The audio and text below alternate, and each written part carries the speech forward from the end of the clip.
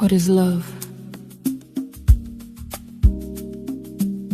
They asked me once, as if it were a definition I could pull from a shelf, dust it off, and hand it over neatly labeled. But love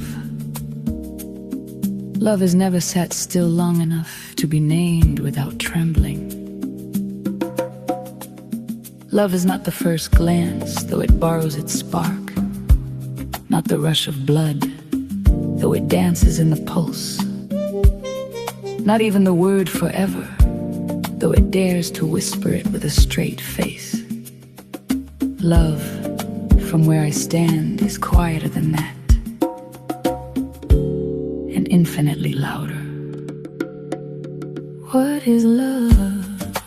What is love? What is love? What is love?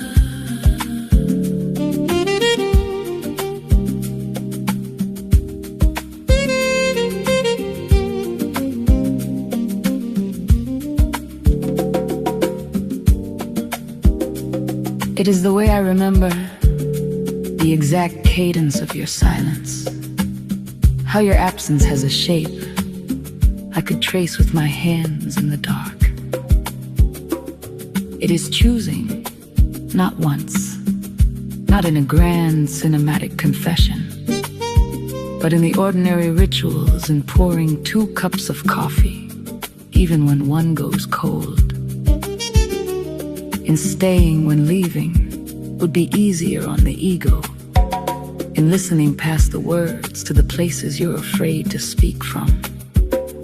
Love is not blind, no, I have seen too much for that. Love sees the fractures, the contradictions, the unhealed corners we pretend are architectural choices, and still leans in closer. Not to fix, not to conquer, but to say, I will sit here with you until the storm learns your name. And I have learned that love is not possession. It does not tighten its grip. When it feels something slipping, it opens its hands. Because love understands that what is truly meant does not need a cage, only a place to land. Love is the courage to be known, and the discipline to keep knowing another again and again, as they change, as I change, as we both become strangers worth meeting twice. So what is love? It is not a question I answer anymore. It is a language I'm still learning to speak, with my body, my patience, my leaving, my staying. And if you listen closely, you might hear it. Not in what I promise, but in what I practice.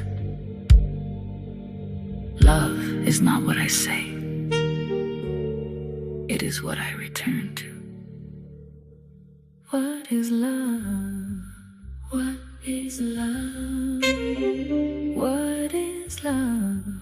What is love?